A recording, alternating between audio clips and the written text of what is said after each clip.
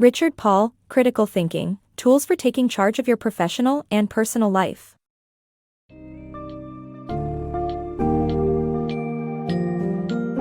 Welcome to an insightful exploration of Critical Thinking, Tools for Taking Charge of Your Professional and Personal Life by Richard Paul. This book serves as a practical guide to transforming how you approach decisions in every aspect of life. By delving into the art of critical thinking, you'll discover how to identify and improve weak mental patterns by recognizing the underlying structure of your thoughts.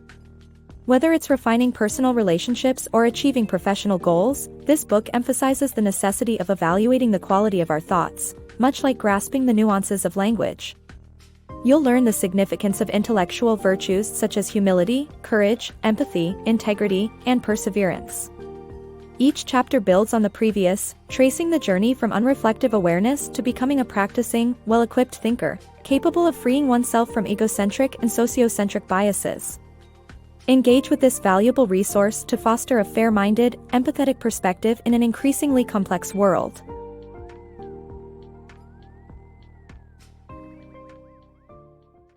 Mastering critical thinking.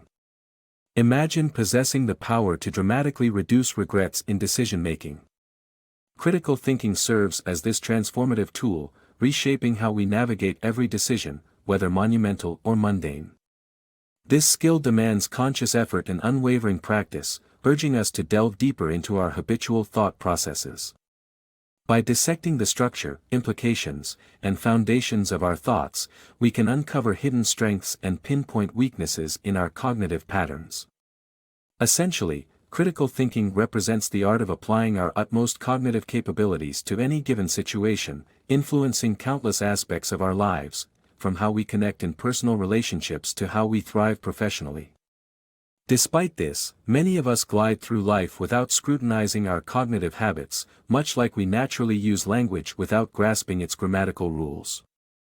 Consider language learning. We intuitively detect incorrect grammar, even if we can't articulate why it's wrong.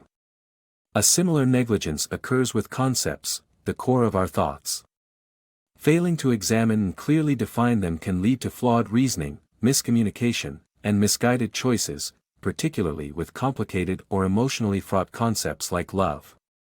For instance, the ancient Greeks differentiated between eros, philia, storge, and agape, each capturing distinct facets of love. Confusing these can result in misunderstanding and heartache.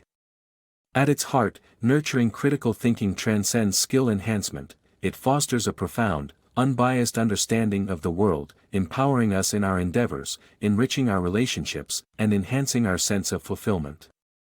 In today's increasingly complex and fast-paced world, the capacity to think critically isn't merely beneficial, it's imperative. Cultivating critical virtues. When did you last reassess a fundamental belief? If it's hard to recall, perhaps it's time to hone those critical thinking skills. True critical thinking demands more than just the ability to scrutinize others' arguments, it requires rigorous self-reflection and an openness to change. Too often, weak critical thinkers deploy their skills selectively, defending their views or winning arguments without acknowledging their own biases and errors. This approach can be tempting but ultimately leads to flawed judgments. Strong critical thinking, by contrast, is rooted in fairness and integrity. It insists on applying the same standards to ourselves as we do to others, embracing perspectives that challenge our preconceptions. This level of fair-mindedness requires setting personal biases aside and evaluating all viewpoints with equal regard. Our minds naturally prefer information that affirms our beliefs and shelters our egos, making the development of interconnected intellectual virtues essential. The journey begins with intellectual humility, acknowledging the limitations of our knowledge and remaining open to being wrong. Far from diminishing confidence, this realism forms the basis of true understanding. Alongside humility is intellectual courage, the strength to engage with ideas that confront deeply held beliefs, demanding serious consideration rather than superficial dismissal. Intellectual empathy allows us to grasp others' viewpoints by actively reconstructing their reasoning. More than mere sympathy, it's about understanding how they arrived at their conclusions. Intellectual integrity demands that we adhere to high standards consistently, upholding honesty and recognizing our errors. Perseverance is crucial for unraveling complex issues and pursuing insights despite complications and hurdles. It involves working through confusion, knowing that substantial understanding requires time and effort. Confidence in reason embodies a trust that evidence-based and logical approaches ultimately lead to better results. It urges us to employ reason, without rejecting emotions, to understand the world and tackle problems effectively. Finally, intellectual autonomy is about independent thinking. It requires a willingness to challenge the status quo and form conclusions based on critical analysis, even when they diverge from popular opinion or authority figures. These virtues are not isolated traits but are interwoven, supporting and enhancing each other.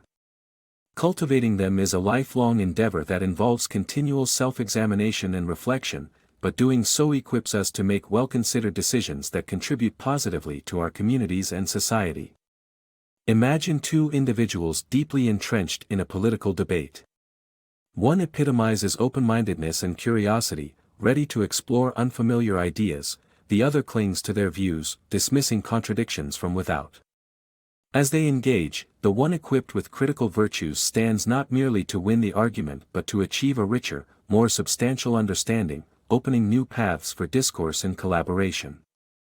Through this practice, we move beyond mere contention toward a deeper connection with diverse perspectives, ultimately fostering a more thoughtful, reflective, and cooperative society. Stages of thinking growth.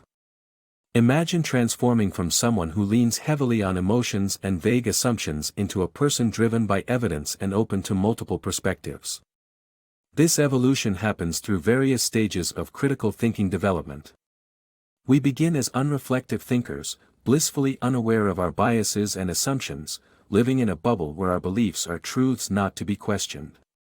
It's only when these are challenged or when decisions have unintended consequences that we step into the realm of the challenged thinker. Here, we first sense the cracks in our seemingly flawless reasoning. This uncomfortable realization paves the way for becoming beginning thinkers, individuals who start the journey of actively refining their cognitive skills. At this point, they become familiar with intellectual standards such as clarity, accuracy, relevance, and completeness. Is my idea clear and free from ambiguity? Does my statement relate directly to the issue? Such questions guide the honing of thought, though beginners often find applying standards consistently to be a challenge.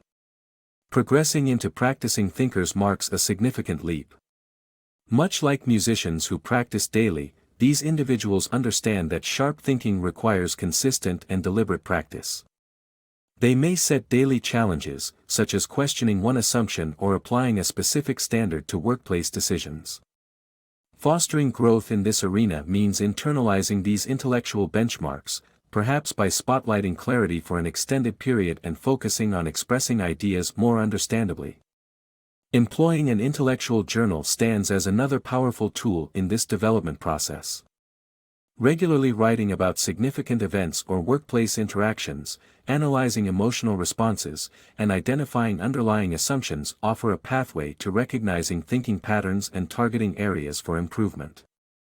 Addressing personal biases, especially the egocentric tendencies where one's perspective eclipses all others, is crucial.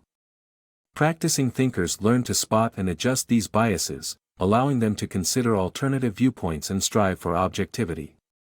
By constantly acknowledging and adjusting their perspective, they make strides toward becoming more objective, thoughtful individuals. Breaking sociocentric boundaries. Our social environments shape us from birth, influencing how we think, speak, and act to fit in with the norms of our family, community, and culture. This creates what we call sociocentric thinking, a group-oriented mindset that mirrors egocentric thinking on a larger scale. Groups develop shared viewpoints, and members fiercely defend these perspectives, much like political enthusiasts who staunchly stand by their party affiliations. These collective beliefs often go unchallenged due to their deeply ingrained emotional resonance, making them feel inherently right and understandable only within the group's context. The subtle danger of sociocentric thinking is its invisibility to those enveloped by it. When encountering opposing viewpoints, someone entrenched in this mindset doesn't just disagree, they struggle to fathom how another perspective could even exist. Such thinking can lead to discrimination, oppression, and even violence against those perceived as outsiders. Language is wielded as a powerful tool in this process. It bolsters the group's perceived superiority and justifies actions that might otherwise be deemed unethical. For instance, during the colonization of the Americas, Europeans labeled indigenous peoples as savages, framing their conquest as a noble mission rather than an act of aggression. The media plays a significant role in amplifying sociocentric attitudes. Often unintentionally, news outlets reflect the biases of their audiences, painting their own nations positively and rivals negatively. This bias skews perceptions, reinforcing existing prejudices and limiting the ability to empathize with others. Nevertheless, transcending sociocentric thinking is achievable. It begins with actively seeking differing viewpoints, practicing perspective taking, and critically analyzing language to spot bias.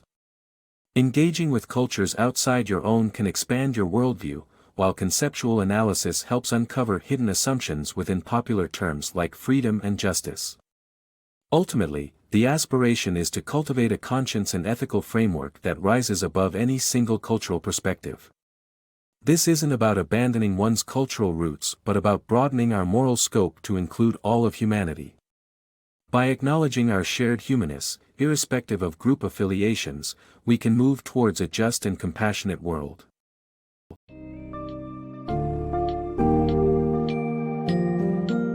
In Richard Paul's insightful work, Critical Thinking, readers gain invaluable tools to elevate their thinking from basic cognitive routines to a higher level of clarity and precision. The key takeaways hinge on cultivating intellectual virtues and adopting fair-mindedness, allowing you to evaluate beliefs objectively and understand diverse perspectives. These skills are crucial in overcoming personal biases and societal norms that often cloud judgment.